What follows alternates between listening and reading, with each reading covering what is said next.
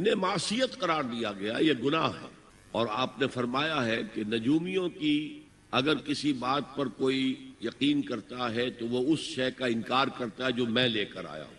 یہ جو occult sciences ہیں، ہاتھ کا لکیروں کا علم ہے، نجوم شناسی ہے وغیرہ وغیرہ، سائنس آف نمبرز چلتے ہیں، یہ اوکلٹ سائنسز کہلاتے ہیں۔ تو اسلامی روح یہ ہے کہ آپ ان کی طرف قطعاً توجہ نہ دیں، چاہے ان میں حقیقت ہو۔ جادو حرام ہے، اگرچہ جادو حق ہے، اس میں حقیقت ہے لیکن حرام ہے، اس لیے یہ چیزیں حرام ہیں، ان کے اندر ملوث ہونا اسلامی روح کے اور ایمان کے تقاضے کے منافی۔ تو واقعہ یہ ہے کہ وہ اندرونی انقلاب حضور نے برپا کیا قرآن کے ذریعے صحابہ میں، اندر سے جو انقلاب تھا اس نے عرب میں ایک انقلاب کی شکل اختیار کی، اور یہ انقلاب جو ہے اتنی اپنے اندر قوت رکھتا تھا، اتنی پوٹینشیلٹی تھی اس کی کہ وہ 20 برس کے اندر اندر کہاں آکسس دریائے جیہوں، کہاں اٹلانٹک، تصور تو کی تاریخ میں اس سے پہلے اتنی بڑی کوئی مملکت قائم ہوئی نہیں، کہاں یمن اور کہاں ایشیا کوچک، ایشیا مائنر ٹرکی، یہاں سے وہاں اور وہاں سے یہاں، اتنی عظیم مملکت حضرت عثمان رضی اللہ تعالیٰ عنہ قید خلافت میں ہو چکی تھی۔ یہ بات اگر یہ چلتا معاملہ آگے تو کوئی قوت اب نہیں رہی تھی، سلطنت روما ختم ہو چکی تھی، سلطنت کسرا ختم ہو چکی تھی، پرختے اڑ گئے تھے، اب کون سی طاقت رہ گئی تھی جو سیلاب کا راستہ روکتی؟ یہ وہ یہودی سازش ہے جس نے اندر سے سیبوٹاج کیا۔ بہرحال یہ ہے انقلاب محمدی کا طریقہ، اندر سے تبدیلی۔ اسی کو علامہ اقبال نے کہا ہے، تیرے ضمیر پہ جب تک نہ ہو نزول کتاب، گرہ کشا ہے نہ راضی نہ صاحب کشاف۔ یہ قرآن اب بھی تم ایسے محسوس کرو کہ جیسے تمہارے دل پر نازل ہو رہا ہے۔ اور مجھے یاد آیا امام ابن قیم رحمت اللہ علیہ، ان کا ایک بڑا پیارا جملہ ہے، وہ کہتے ہیں قرآن کے بعض پڑھنے والے ایسے ہیں کہ جب وہ قرآن کو پڑھتے ہیں تو یوں محسوس کرتے ہیں کہ قرآن مصحف میں لکھا ہوا نہیں ہے، ان کے اپنے دل کے اوپر کندہ ہے، دل کے اوپر سے پڑھ رہے ہیں، یعنی اتنی کامل مطابقت وہ محسوس کرتے ہیں، اپنی فطرت، ہیومن نیچر اور قرآن کے اندر اتنی مطابقت ہے، اس طرح وہ ٹیلی کرتے ہیں ایک دوسرے کے ساتھ کہ محسوس ہوتا ہے کہ وہ کتاب ان صفحات میں لکھی ہوئی نہیں ہے بلکہ لوح قلب پر لکھی ہوئی ہے کہ جہاں سے وہ انسان اسے پڑھ رہا ہے۔ تو پہلی بات تو قرآن مجید کی اس آیت کے حوالے سے اس پہلو سے ہمارے سامنے آئی کہ جو تاثیر ہے ذات ربانی کی تجلی کی، وہی تاثیر ہے اس قرآن مجید کی، بشرطے کہ ہمارے دل جو ہیں وہ کچھ اپنے اندر اس استعداد اور صلاحیت کو پیدا کر لیں۔ دوسرا مقام ہے سورہ یونس کا۔ اب کسی کلام کی عظمت کا دوسرا پہلو ہو سکتا ہے اس کی افادیت کے اعتبار سے، اس سے فائدہ کیا ہوگا نوع انسانی کے لیے۔ دیکھیے دو آیات، یہ عظیم خزانے ہیں عظمت قرآن کے۔ سورہ یونس میں یا ایھا الناس، اے لوگو، قد جاءتکم موعظۃ من ربکم وشفاء لما فی الصدور وہدی ورحمۃ للمؤمنین۔ 4 الفاظ نوٹ کر لیجئے۔ اے لوگو، آ گئی ہے تمہارے پاس وہ چیز تمہارے رب کی طرف سے جو موعظہ ہے۔ موعظہ کسے کہتے ہیں؟ نصیحت۔ اس بات کو ذرا سمجھ لیجئے ترتیب کیا ہے۔ نصیحت اسے کہتے ہیں، جی رہا نہیں جا رہا، میں نے اس کی ترتیب بدلی ہوئی ہے۔ مجھے یاد دلایا ایک صاحب نے کہ سورہ رحمان کی ابتدائی آیات کا بیان تو رہ گیا، وہ رہا نہیں، میں نے پڑھا کسی اور ترتیب سے تھا، بیان کسی اور ترتیب سے کر رہا ہوں۔ پڑھنے میں 4، 2 اور 1، اور اب جو میں بیان کر رہا ہوں پہلے 1 آیت سورہ حشر کی جو بیان کی، اب 2 آیات ہیں سورہ یونس کی۔ لوگوں، تمہارے پاس آ گئی ہے تمہارے رب کی طرف سے موعظت، اور تمہارے سینوں کے اندر جو روگ ہیں ان کے لیے علاج۔ توجہ کیجئے گا، ہم نے قرآن کو کیا سمجھا ہے؟ صرف ایک مقدس کتاب، ایک حصول ثواب یا ایصال ثواب کا آلہ۔ قرآن ہے کیا؟ نمبر 1 موعظہ۔ موعظہ کسے کہتے ہیں؟ وعظ اسے کہتے ہیں وہ بات جس سے دل نرم ہو جائے، دل کے اندر گداز پیدا کرنے والی شے۔ وجہ کیا ہے؟ اعلیٰ سے اعلیٰ حکیمانہ بات کسی سے کہی جائے، دل سخت ہے، اثر نہیں ہوگا، ایک کرسٹ آ جاتا ہے انسان کے دل کے اوپر۔ جیسے کہ یہود کے علماء کے بارے میں فرمایا گیا، ثم قست قلوبکم فہی کالحجارۃ او اشد قسوہ وان من الحجارۃ لما يتفجر منه الانہار وان منها لما يهبط من خشیۃ اللہ وان منها لما يشقق فيخرج منه الماء۔ اے لوگوں، پھر تمہارے دل سخت ہوتے چلے گئے، پھر وہ پتھروں کے مانند سخت ہو گئے، بلکہ ان سے بھی زیادہ سخت، اس لیے کہ پتھروں میں تو وہ بھی ہوتے ہیں کہ جو اللہ کے خوف سے گر جاتے ہیں، پتھروں میں وہ بھی ہوتے ہیں کہ جو اللہ کی خشیت سے پھٹ جاتے ہیں، ان میں سے پانی بہ نکلتا ہے۔ پتھر تو اس طرح کے ہیں، لیکن انسان کا دل جب سخت ہو جائے، جب پتھر بن جائے، تو کوئی شے دنیا کی اس کی سختی کا مقابلہ نہیں کر سکتی۔ پہلے اس سختی کو نرم کریں گے، جیسے زمین ہے چٹیل زمین، اس زمین کے اندر ہل چلے گا تو بارش جو ہے فائدہ دے گی. اس کو آپ زمین کو نرم کرتے ہیں تاکہ وہ بارش کو جذب کرے، ورنہ چٹیل زمین ہے سخت، وہ پانی بہ جائے گا اور وہ زمین کے اندر جذب نہیں ہوگا. تو پہلا لفظ استعمال کیا موعظہ. یہ قرآن واعظ ہے، نصیحت ہے، دلوں کو نرم کرتا ہے، دلوں پر جو کرسٹ آ گیا ہے سخت اسے توڑتا ہے، اس میں ہل چلاتا ہے. پھر کیا کرتا ہے؟ پھر جب یہ جذب ہوتا ہے شفاء لما فی الصدور، جو سینے کے روگ ہیں ان کے لیے شفا.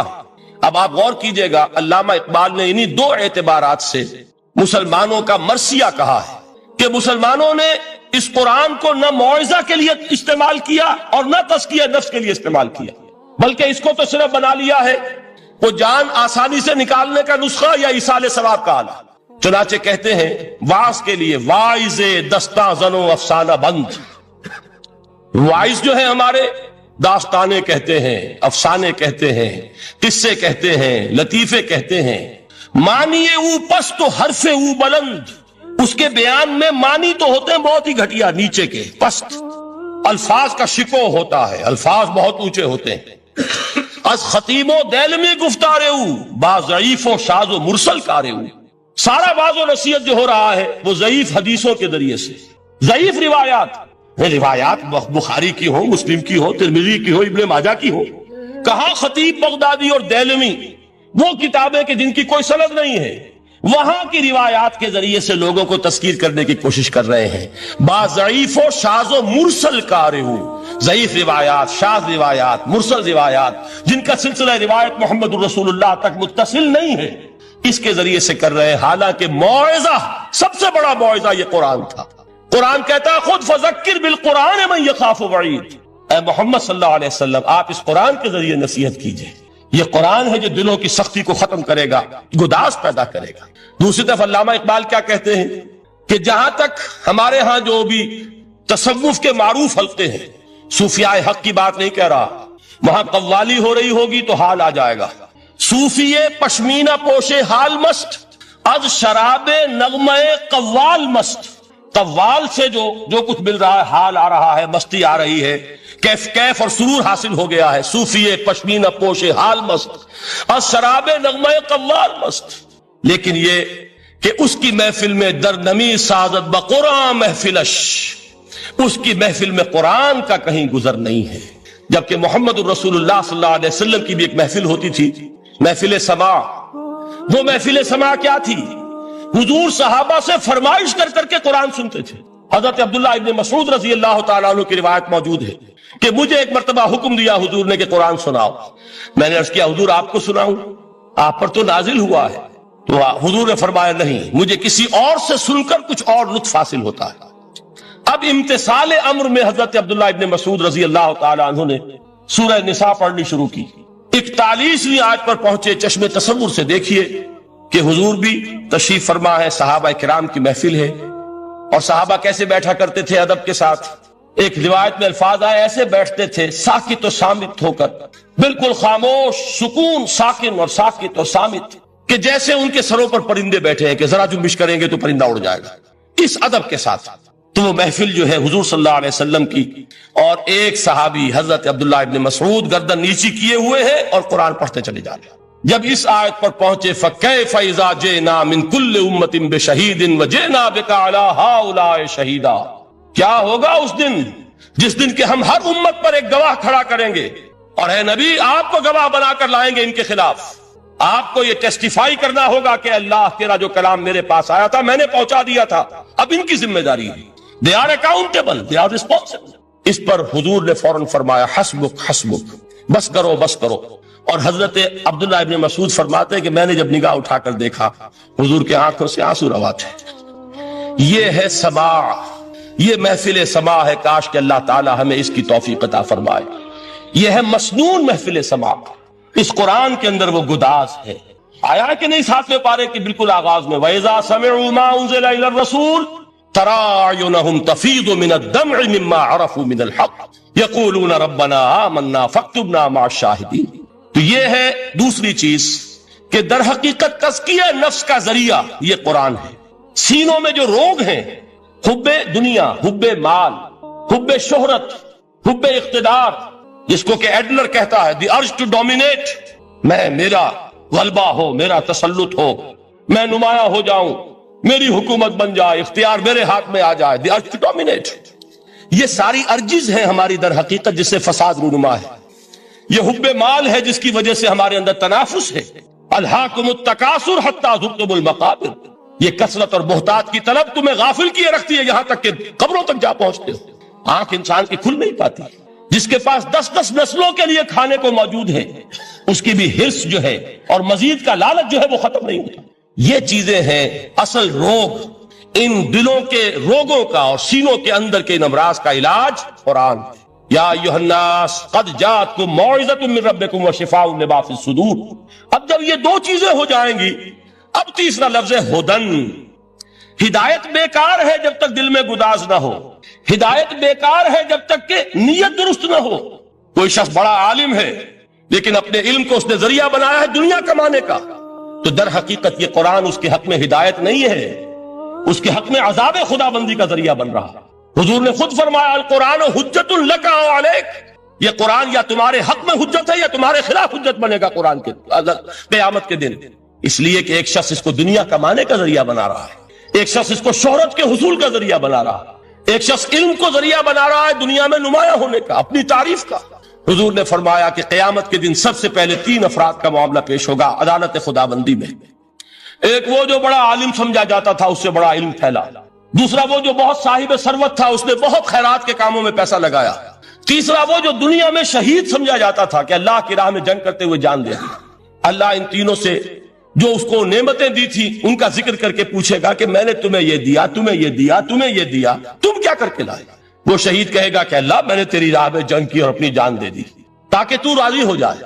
اللہ فرمائے گا کذبتا، تو نے جھوٹ بولا، انک قد قاتلت لئن یقال جریء، تو نے تو یہ جنگ اس لیے کی تھی کہ کہا جائے کہ بڑا جری ہے، بڑا بہادر ہے۔ یہ لوگوں سے بہادری کے تمغے لینا تمہارا مقصود تھا۔ وقد قیل، وہ کہا جا چکا ہے، اب یہاں تمہارے لیے کچھ نہیں۔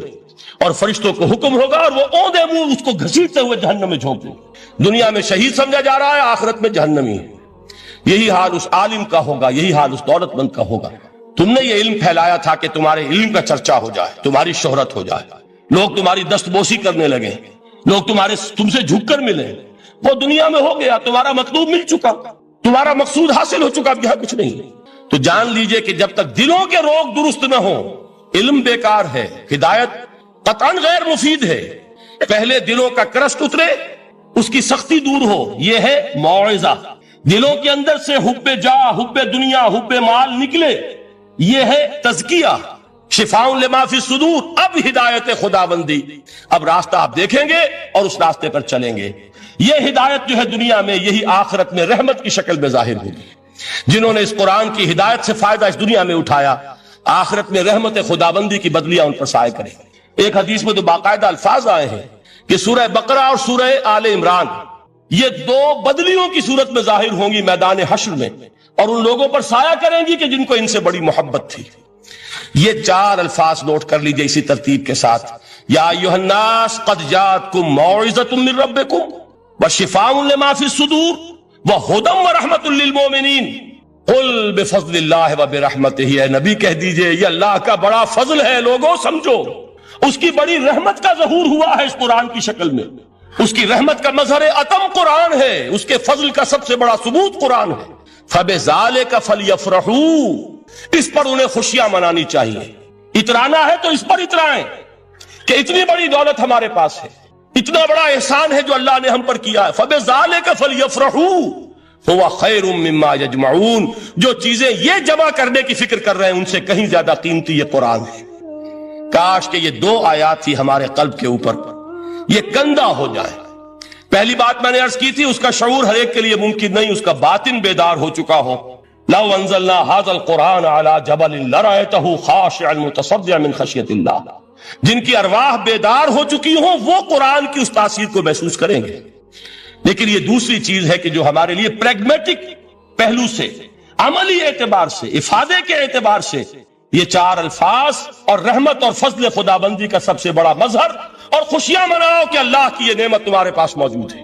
اب وہ تیسرا مقام ہے سورہ رحمان کا، بڑی چھوٹی چھوٹی آیات، آپ نے سنا ہوگا حضور نے سورہ رحمان کے بارے میں فرمایا ہے سورۃ الرحمان عروس القرآن. یہ سورہ رحمان جو ہے یہ قرآن کی دلہن ہے. جیسے دلہن کو آپ خوشنما لباس پہناتے ہیں, آراستہ پیراستہ اس کو گہنے اور اس کو زیور پہناتے ہیں, تو جس طریقے سے سجاتے ہیں آپ دلہن کو, اللہ تعالیٰ نے ایک سورت قرآن مجید میں یہ ایسی رکھی ہے سورہ رحمان کہ اسے خوب سجایا ہے. اس میں الفاظ کا در و بست, اس کا اپنا ایک ڈیوائن میوزک ہے. وہ تو اللہ تعالیٰ قراء جو ہے خاص طور پر مصر کے قراء, اللہ تعالیٰ ان پر رحمت نازل فرمائے, ان کی خطاؤں سے درگزر کرے. جس طرح قرآن کے انٹرنسک میوزک کو انہوں نے واضح کیا ہے. واقعہ یہ ہے کہ اگر یہ لوگ نہ ہوتے, شیخ عبد الباسط محمد عبد الصمد, شیخ محمود خلیل الحصری, یہ لوگ کہ جنہوں نے قرآن کے اس غنا میوزک, یہ لفظ جو ہے آپ حیران نہ ہو کہ میں یہ کوئی شاید توہین کر رہا ہوں قرآن کی, حضور نے یہ لفظ استعمال کیا ہے. تغنو, اس قرآن کو اچھی سے اچھی خوشلہانی کے ساتھ پڑھو. من لم یتغن بالقرآن فلیس منا, جو قرآن کو بہتر سے بہتر انداز میں, اچھی سے اچھی آواز میں, خوشلہانی کے ساتھ پڑھنے کی کوشش نہیں کرتا وہ ہم میں سے نہیں ہے. بلکہ ایک مرتبہ حضور رات کے وقت آپ گشت پر تھے اپنے ساتھیوں کے حالات معلوم کرنے کے لیے. حضرت ابو موسیٰ اشعری رضی اللہ تعالیٰ عنہ ایک صحابی ہیں, ان کے گھر کے پاس سے گزر ہوا, وہ رات کو تہجد پڑھ رہے تھے, کھڑے ہوئے کیف کے عالم میں قرآن تلاوت کر رہے ہیں. حضور کو بہت پسند آئی ان کی قرات, کافی دیر تک وہاں کھڑے سنتے رہے. اب انہیں کیا پتا کون سن رہا ہے. بالکل اسی طرح سمجھ لیجئے ایک بات یاد آئی ہے, حضور فرماتے ہیں کہ جس طرح کان لگا کر اللہ قرآن کو سنتا ہے کسی چیز کو نہیں سنتا. ہمیں نظر نہیں آتا نا, ہمیں معلوم نہیں, ہم قرآن پڑھ رہے ہیں تو سننے والا کون ہے؟ سب سے زیادہ کان لگا کر خود اللہ. یہاں اس لیے مجھے یاد آیا کہ ابو موسیٰ اشعری کو کیا پتا تھا کہ کون سن رہا ہے. وہ اپنی کیفیت میں نماز میں تہجد میں قرآن کی تلاوت کر رہے تھے, اور ظاہر بات ہے ان کے گھر ایکڑوں میں بنے ہوئے نہیں تھے, ایک ایک کمرہ, ایک ایک کوئی حجرہ, ایسے ہی تو گھر تھے نا صحابہ کے. لہذا حضور پاس سے گزرے, آواز آئی, کافی دیر سنتے رہے. اس کے بعد آپ تشریف لے گئے, صبح فجر میں ملاقات ہوئی تو حضور نے تحسین کے انداز میں فرمایا یا ابا موسیٰ انک قد اوتیت مزمارا من مزامیر آل داؤد. اے ابو موسیٰ, تمہیں تو آل داؤد کے سازوں میں سے ایک ساز اللہ نے عطا فرما دیا ہے. جس طرح حضرت داؤد, لہن داؤدی مشہور ہے کہ جب وہ پچھلے پہر رات کو حمد کے ترانے الاپتے تھے, قرآن میں ہے کہ پرندے شامل ہو جاتے تھے ساتھ, اور پہاڑ وجد میں آتے تھے, پہاڑ بھی ان کے ساتھ شریک ہوتے تھے. تو جس طرح کا اللہ نے ان کو لہن عطا فرمایا تھا, حضور نے تحسین کے انداز میں فرمایا ہے ابو موسیٰ اشعری, اللہ نے تمہیں بھی آل داؤد کے سازوں میں سے ایک ساز عطا فرمایا. بہرحال قرآن مجید کا جو یہ میوزک ہے, قرآن کے الفاظ کا جو حسن ہے, جہاں تک حسن معنوی ہے وہ تو ہر لفظ میں ہے, لیکن یہ حسن ظاہری, حسن صوتی, حسن لفظی, یہ اپنے کلائمیکس پر آپ کو نظر آئے گا سورہ رحمان میں. لیکن قرآن میں یہ سورت اس اعتبار سے بھی ممتاز ہے, اس کی 4 آیات پر ذرا توجہ کریں گے, عجیب حقائق سامنے آئیں گے. جہاں یہ قرآن مجید کے حسن صوت اور حسن لفظی کی معراج ہے, وہیں اس کی پہلی 4 آیات میں 4 چوٹی کی چیزوں کا ذکر ہے, سب سے اونچی چیز ہے. پہلی آیت کیا ہے؟ الرحمن. ایک آیت ہو گئی. رحمان کیا ہے؟ اللہ کا نام ہے. کبھی آپ نے غور کیا اللہ کے ناموں میں سب سے پیارا نام کون سا ہوگا؟ رحمان. کیوں؟ اس کا مادہ کیا ہے؟ رحمت. ہمیں سب سے بڑھ کر جس چیز کی ضرورت ہے وہ کیا ہے؟ رحمت خداوندی. نام اچھی طرح سن لیجئے اس حضور کی قول کو. حضور فرماتے کوئی شخص جنت میں مجرد اپنے عمل کی بنیاد پر داخل نہیں ہو سکے گا جب تک کہ رحمت خداوندی دستگیری نہ کرے. کسی صحابی نے بڑی ہمت اور جرأت کا ثبوت دیا کہ پوچھ لیا کیا حضور آپ بھی؟ جب آپ نے فرمایا کوئی شخص داخل نہیں ہو سکتا جنت میں محض اپنے عمل کی بنیاد پر جب تک کہ رحمت خداوندی جو ہے وہ دستگیری نہ فرمائے. پوچھا گیا کیا آپ بھی؟ آپ نے فرمایا ہاں میں بھی. آپ اندازہ کیجئے کہ اگر محمد الرسول اللہ بھی رحمت خداوندی کے ضرورت مند ہوں تو تاب دیگراں چہ رسد, ہماری تو سب سے بڑی ضرورت رحمت خداوندی. اب یہ رحمت جو ہے قرآن مجید میں اللہ تعالیٰ کی یہ شان 2 الفاظ کے ذریعے سے آتی ہے, رحیم اور رحمان. اور کوئی مادہ نہیں ہے جس سے 2 نام بنتے ہوں اللہ کے, لیکن یہ مادہ ہے واحد رحمت کا کہ جس سے رحمان بھی ہے رحیم بھی ہے. رحیم صفت مشبہ ہے, رحمت دائم ہو جائے گی, مستقل ہوگی تو رحیم کہیں گے. اور رحمان اس میں رحمت کی ہے وہ شان ہے کہ جیسے ٹھاٹھے مارتا ہوا سمندر ہو, ہیجان کی کیفیت, طوفانی کیفیت, رحمت خداوندی کا طوفانی جوش, وہ ہے رحمان. آپ تو رہتے اس علاقے میں ہیں، آپ کو معلوم ہے عرب اگر بھوکا مرا جا رہا ہو تو کیا کہے گا؟ انا جوعان. پیاسا مرا جا رہا ہو انا عطشان. بہت غضبناک ہوگا غضبان. غضبان آصفہ قرآن میں آیا ہے، بہت غضبناک. رحمان جس کی رحمت جو ہے جوش میں ہے، ٹھاٹھے مارتے ہوئے سمندر کے مانند. تو یہ اللہ تعالیٰ کے ناموں میں سب سے پیارا نام. اب آگے چلیے. الرحمن علم القرآن، رحمان نے قرآن سکھایا. رحمت خداوندی کا سب سے بڑا مظہر، رحمان کی رحمانیت کا سب سے بڑا مظہر قرآن ہے. ان میں جو منطقی ربط ہے اس کو سمجھتے جائیے. اچھا آپ یہ سوچئے، جو علم بھی انسان کو حاصل ہوا وہ کس نے دیا؟ اللہ نے. سائنس کا علم کس نے دیا؟ اللہ نے. علم آدم الاسماء کلھا، وہ علم الاسماء جو حضرت آدم کو دے دیا گیا تھا ازل میں، یہ اسی کا ظہور ہے، یہ اسی کی ایکسفولیشن ہے جو ہو رہی ہے اور ہوتی رہے گی ابھی. اور دوسرے علم ہے وہ کس نے دی؟ اللہ نے دی. لا یحیطون بشیء من علمہ الا بما شاء، مخلوق میں سے کوئی اللہ کے علم میں سے کسی شے کا احاطہ نہیں کر سکتا مگر وہ جتنا اللہ دینا چاہے. لیکن یہ کہ تمام علوم میں چوٹی کا علم قرآن. نوٹ کرتے جائیے، اب چوٹی کی چیزیں جمع کیجیے. اللہ کے ناموں میں چوٹی کا نام رحمان.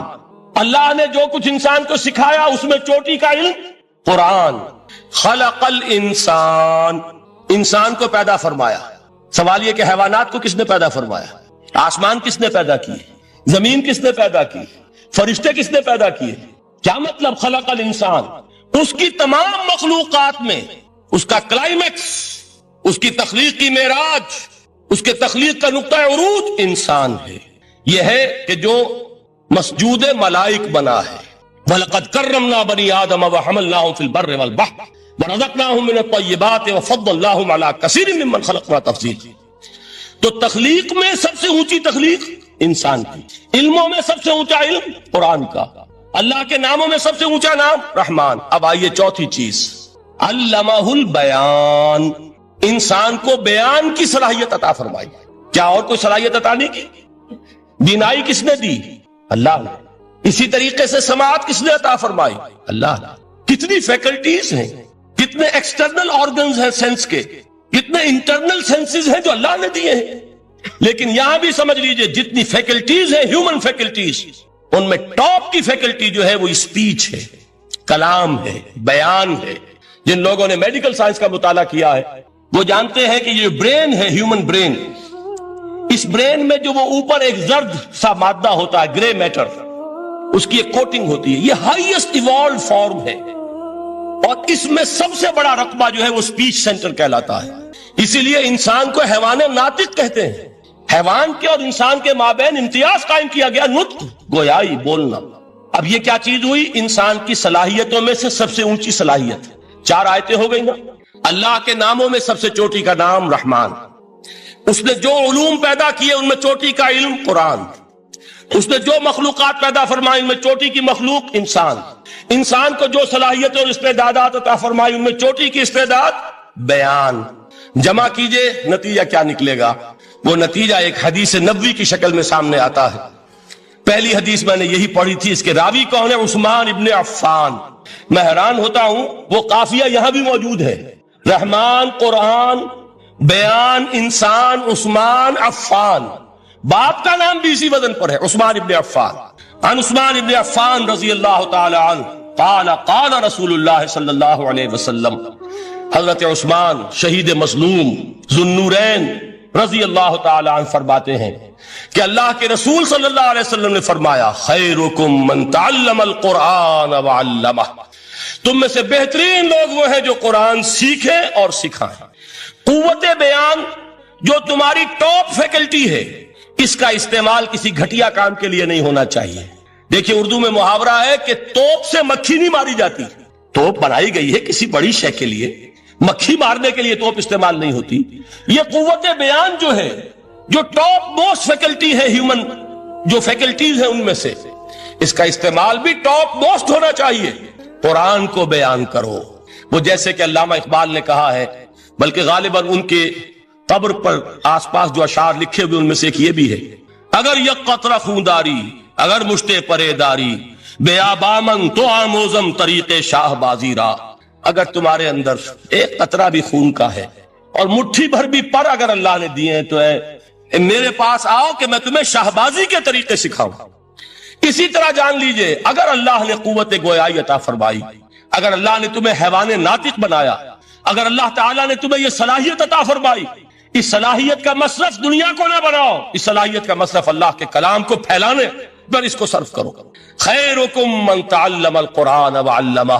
خیر جب لفظ آتا ہے بغیر من کے، ورنہ تو آتا خیر من ہو، تو یہ ہوگی کمپیریٹیو جو ایک ایڈجیکٹو جو ہوتی ہے، لیکن یہ سپرلیٹو ڈگری ہے جب بغیر من کے ہوگا. خیرکم، دی بیسٹ امنگسٹ یو، جو تم میں بہترین لوگ ہیں وہ کون ہیں؟